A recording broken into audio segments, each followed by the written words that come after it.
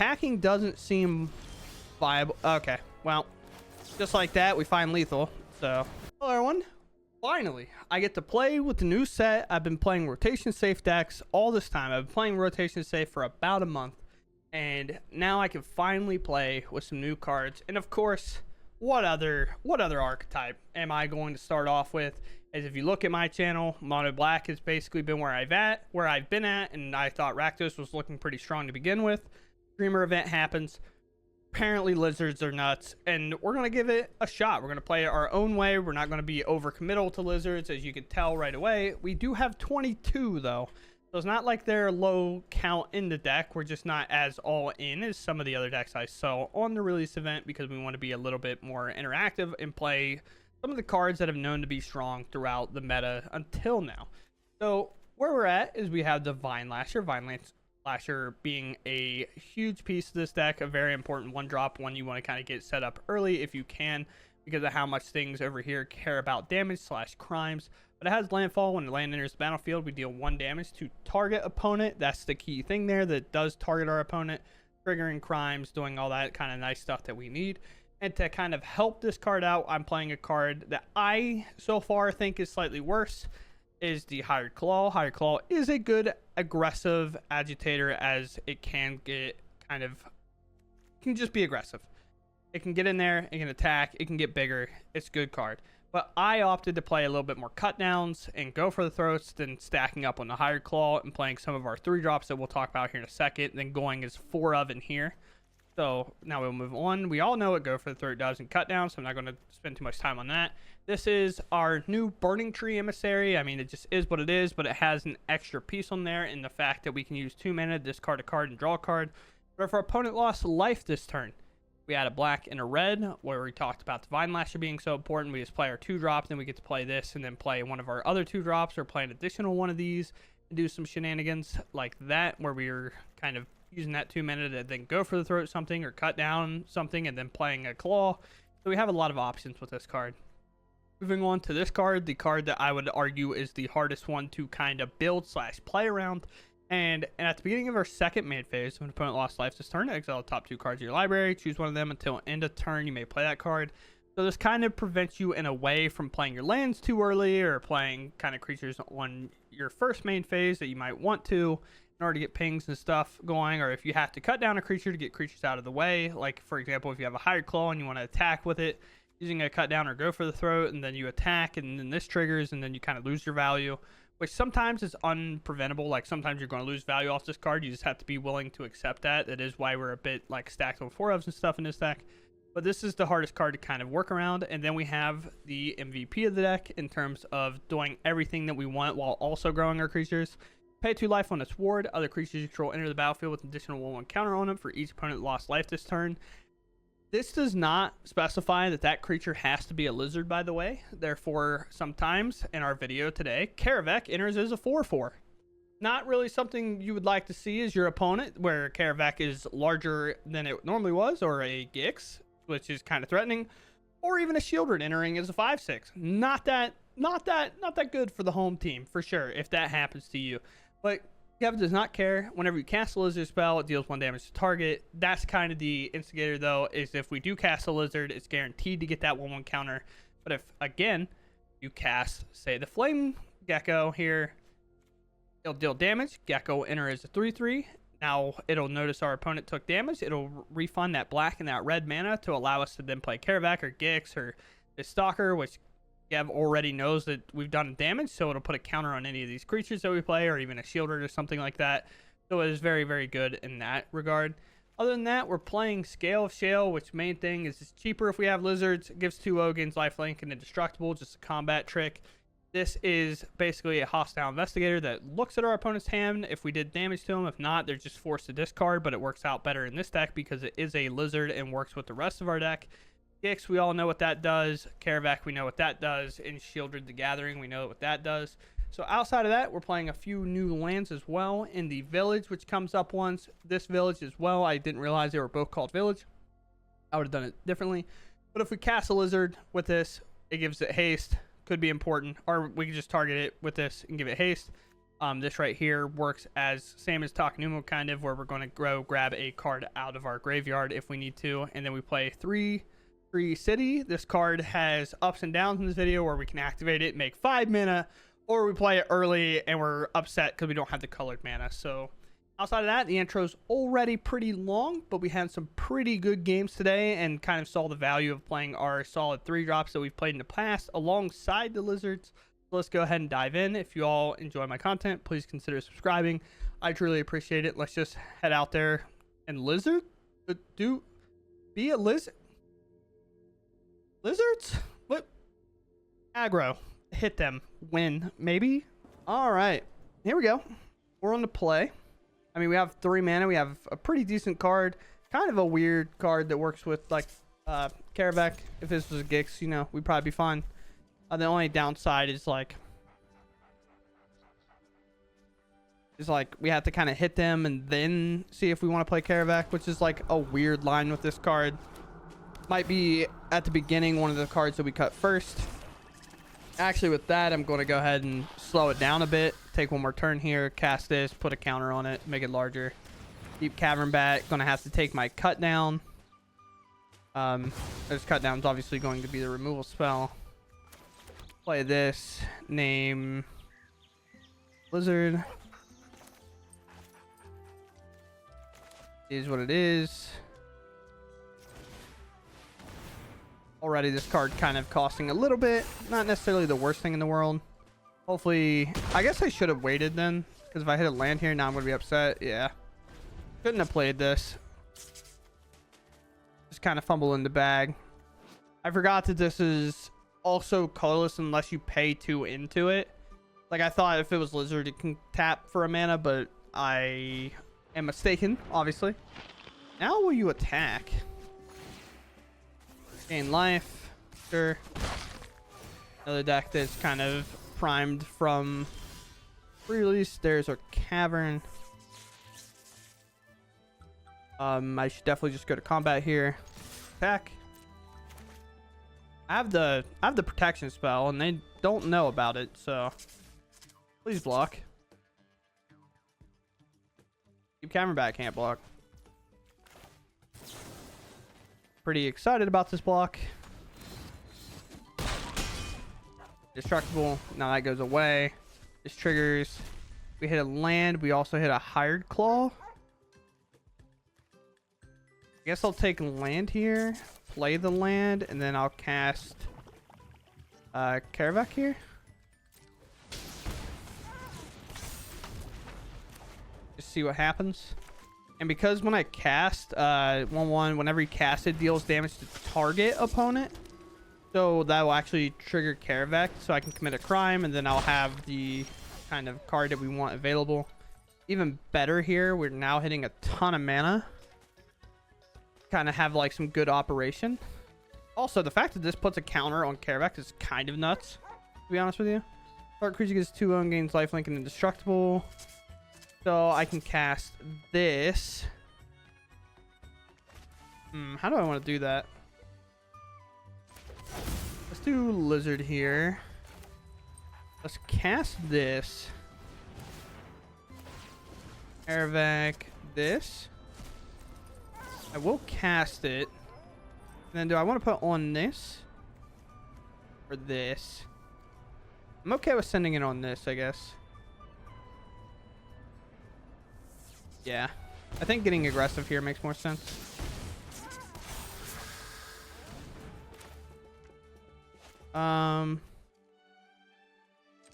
Activate here. Find maybe a removal. Another land is not necessarily the worst thing in the world. Attack with these. Sure. Putting on that pressure, then this will trigger. Hit 2 lands and a lizard. Huh. Guess I'll grab the lizard and cast it. No offspring available here. I might have tapped my mana a little poorly, like using the cavern early. I should have probably done this because 2 mana into this would be 3 and I could activate it after with this. Definitely mis-sequencing quite a lot for myself here. Is this a double attack? Because you got a lot on board. Attack with one. Sure. Cut down huge here. I can force a block. So this is one of the things that we can do. So let us go ahead. I'm gonna die. I don't really care about the land because I'm not gonna commit a crime here. So let's go ahead and make. This is red. Gross. Let's go ahead and make black mana here. Cast this cut down. Get it back. Let's go ahead and wheel away this land first. After. Nice. Let's cast this. We'll get pinged. This will enter. Deal a little more damage. And then cut down this.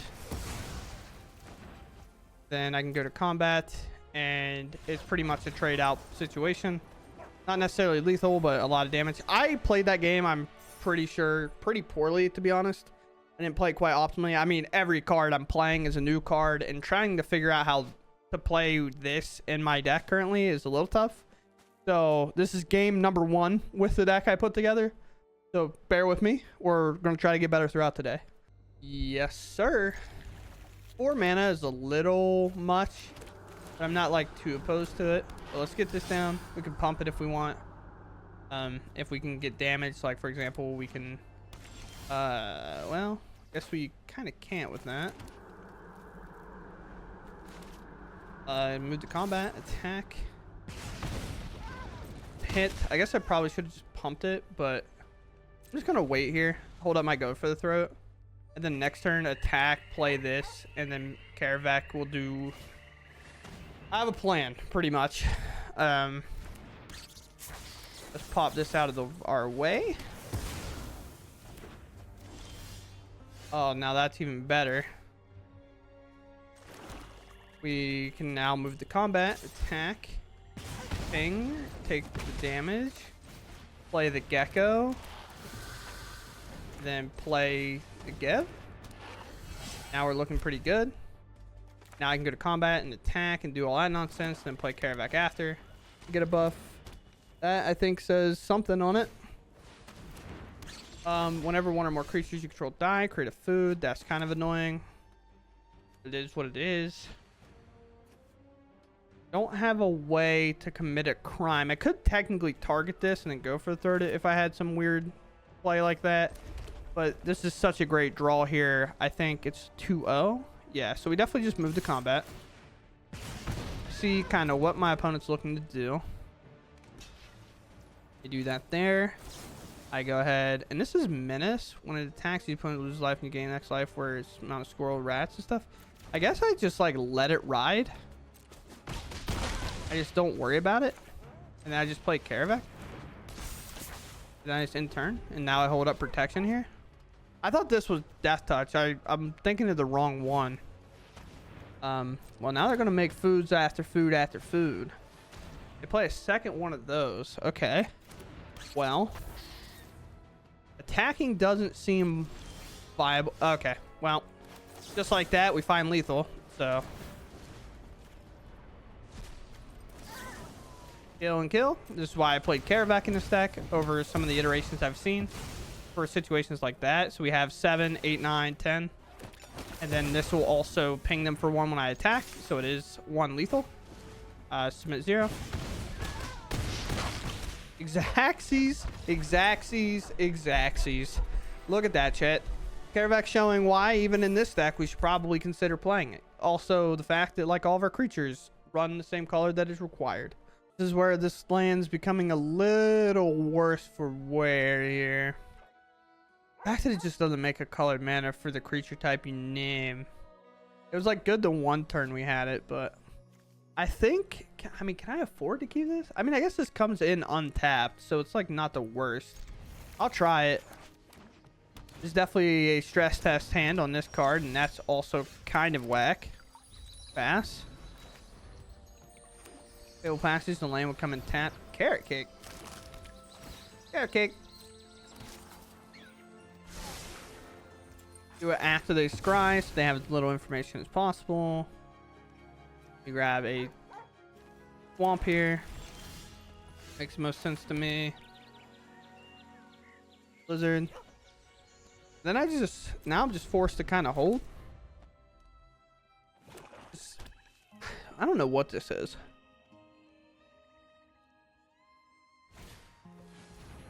Oh. Sure. Picking up carrot cake, I assume. Kind of a cool synergy here. It's pretty sweet. Been talking about the words off list and stuff for a while now, so I'll take one. Carrot cake number 2. We let them have this enter. We let them do their scry first. We're gonna have to play this kind of like a control deck and use a card like Karavak to outgrind this matchup. Hitting another land here, absolutely massive. A requirement even, to be honest. Would like them to lose life. I can't necessarily do it the opposite way. I guess I just played the Vine Lasher, and this black mana can only be made off of like the swamp. The black mana can only be made off this if it's casting a creature. By Offspring, I think the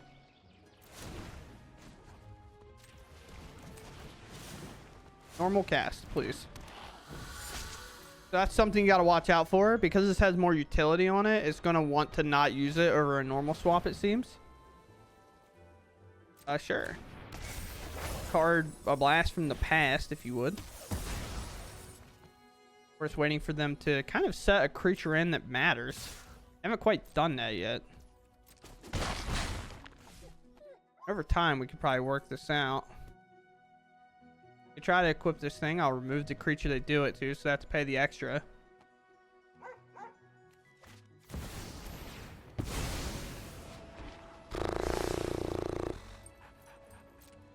That says stuff on it. Move it.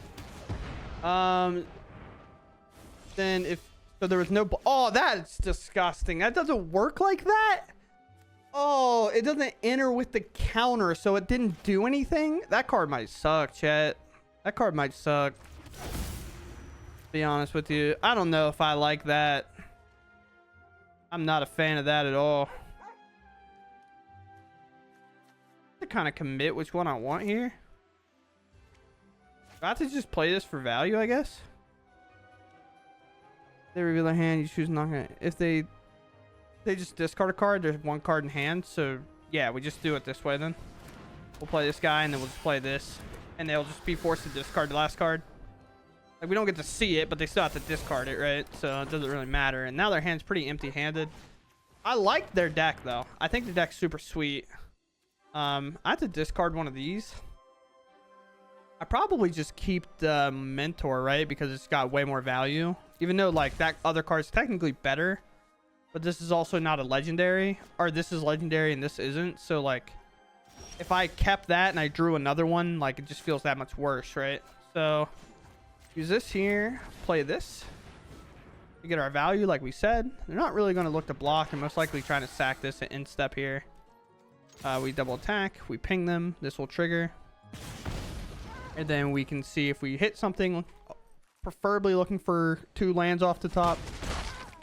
So we don't necessarily miss out on our value. But we do have 3 lizards now. So the 3-tree city now is actually looking good.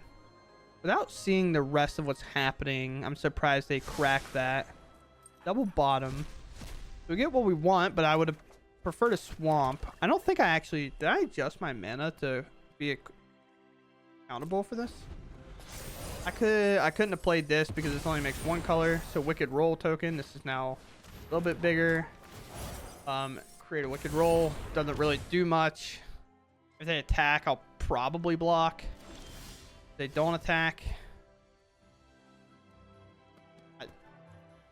I'm in there.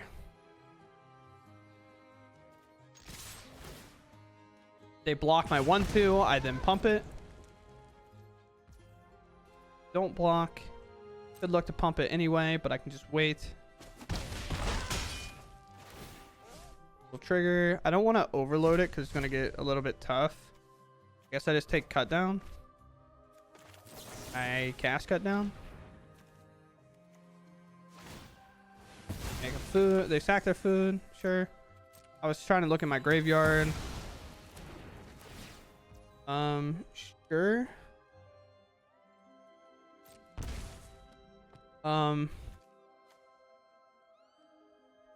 Can do 1, 2, and then I don't get any value there. So I guess just play this and play this. If I had like the red mana, I could have made red off this and then sacrificed this, but with the cavern and that, it's a little tough. Ugh. Not quite what I would like to see. If I was my opponent, I attack, I ping, and then put a 1 counter on it. Activate it only if opponent lost once and only once. Sure. I could draw something big like a shielded here or something, so I don't want to use my mana too much, especially when I'm getting 4 looks. Grab the cavern, land, grab the gecko, play gecko, take my mana, crack this land, grab back this, play cavern named lizard, and I think there's no reason to overcommit here. Especially when they're getting 2 cards off this. I know Path to Peril is rotated, but they could have something that could technically wipe the board, or like a creature that can do like -X to all my creatures, and I just rather hold this in hand. On the play, I think we're perfectly fine keeping this. We just have to kind of hope this guy lives here, because this guy into these is so strong. Our normal deck construction would have had us playing Hostile Investigator, which card for card is technically better, like in a sense, because it allows us to get card value in terms of like getting extra cards in our hand. But the other way around is just a little tough. Dev. They play on tap source. They play Foundry. We're artifacts. Oh, an opponent after my heart, dude. What in the world? We have to go and get the card out of their hand. You know what card we gotta get. Simulation bad. All this sucks. This significantly worse than the rest. With that, no way to stop these. They're obviously going to take that out, because like, why would you target pretty much anything else? We do have a 3/3. Shieldred, very good. However, we have to play it a little bit awkward here. We need them to play this targeting our Karavak, not our Shieldred. The Shieldred is going to be our closer here. Foundry into second one, hopefully. Foundry, okay. Well, now we know their entire hand, so now I feel pretty confident. I could just make them discard that last card, but of all things, I don't really care about that. I'm going to play Shielder and attack for 3. And let's see what happens. Down to 6. This is the moment. Play Clay. They gain 2, which it will get negated by the Shielder trigger on their turn. They play land. They play Braided Net. Wow. Nice find.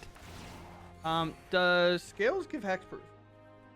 My headphones are dying, and I'm trying to plug them in, which means I'm slow rolling my opponent by accident. You give hexproof? Gains life. Target creature gets 2/2, gains life, flank, and indestructible. Ugh. Combat. They can tap down my Shieldred. But the problem is on their upkeep, then they still take the damage. Like, it loses its abilities, activated abilities or whatever, but this will actually come in as a 2/2, so their board wipe doesn't get it, so I will play it. Also, that board wipe destroys creatures, so this actually protects them, which is like weird. Sure, it's fun. They'll take out Shieldred, and then they'll tap down my Thought Stalker, and then I will pump my dude.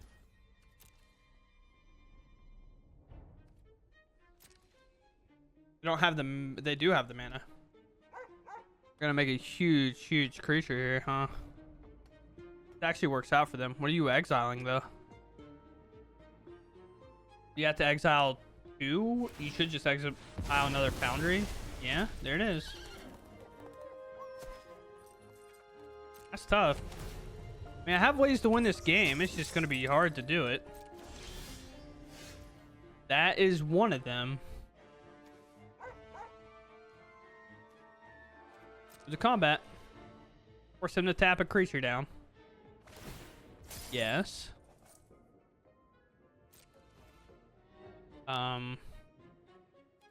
It says menace. What am I doing? My bad, opponent. Alright, here we are. First note, I'll say, you can argue Fable Passage, not needed. Kind of there to have a little bit of reach on those hands that we have, like, quite a bit of these. I don't necessarily think it's worth it, to be honest. Not playing a threat on turn 1 was worse than not having this online and ready to go. This card, so close to being nuts, but it's, like, not. But the problem is, I kept having it in my opener, so it felt bad. But it being a one of, and you have that 1 in 60 chance to ever have it, like, having it as, like, your 5th land drop when you have a Lizards in play and you're able to activate, like, Gix's ability, or you start kind of doing a bunch of crazy stuff with Karavak, seems like this card would be good, right? And I can see a scenario in which is good. And especially with something like this Gecko, for example, whenever, say, we play land, we ping our opponent with this, and then we get to play this Gecko if this is our 3rd land drop, and then we do the thing where we kind of play 2 of them. That happened today, so it's not, like, out of the ordinary. Where we have 2 of these enter, we can use the 2 mana to pay into this and allow us to play one of our 3 drops. That's kind of the idea. So, again, play Vine Lasher, and we've had scenarios where we've had 2 of these. I think we've had it twice today, actually. So if we have Vine Lasher into this, and this is our 3rd land drop, is the idea that we can then play it as our land drop, ping our opponent, use this, play it, make the 2 mana left, activate the Tree City, and then play one of our really good 3 drops was the idea with that card. So yes, it might have felt bad in a couple of those games, but if that's the worst it ever feels, then it's probably worth playing one. But I understand that rares are very valuable at the beginning of a new set and rotation and everything, so you could hold off on it. Don't necessarily have to get this. But outside of that, cards I did like, I mean, these just replaced Sokazan and Seiju and all those lands like Sokazan, Takanuma. You're probably just playing one, especially for most of your deck's creatures, but you have to be careful because of how many non-colored mana we have here in terms of casting like Go for the Throat and Cut Down. I think I said Get Lost for this earlier in the video, but unsure. Either way, outside of that, it worked out well. I liked it. I liked it a lot. I did mess up this guy a little bit, and this card I think in general is going to be the card that is either like a limitation if you play it, or like a way that you have to kind of play the deck in a certain way to get its max value. I think I missed out a couple of times on its value with a little bit of like playing stuff a little too early for my hand, or playing a land and not waiting till this triggers, but I needed to play the land so I could have a more maximized turn with like this kind of card or something, and then I didn't have the mana to play either spell that I looked at, and then I would hit one of these and it's a little bit worse. So I mean, overall it's just like you have to be a little bit careful of how you work with this card in your deck and not go a little too expensive. That's why I kind of capped on 3 drops and use Shieldred as just like the strong 4 of here, or the 4 drop in this spot, but only playing 2 of them. So other than that, I'm not saying I played the best, but I think we saw the deck be pretty strong today, and I'm pretty happy with how it turned out overall. And obviously Lizards is a pretty exciting deck build around right now for sure. And it's cool to see Rakdos actually be somewhat playable again. I didn't put any Magdas in this deck, which I plan on doing in the future. So if you were looking for that, because I talked about it, I wanted to try out this list first. I think if I was to replace the card immediately, it might be Gix, because these 2 kind of act as the same card in a way. And you have to play kind of 2 different styles if you want to play these cards a little bit. Maybe I'm wrong. Maybe that was just kind of how my matches turned out today. But other than that, I hope you all enjoyed it, and I'll be back again tomorrow with a different deck. I'll see you there, and I'll catch you on the next one. Thanks for watching, and goodbye.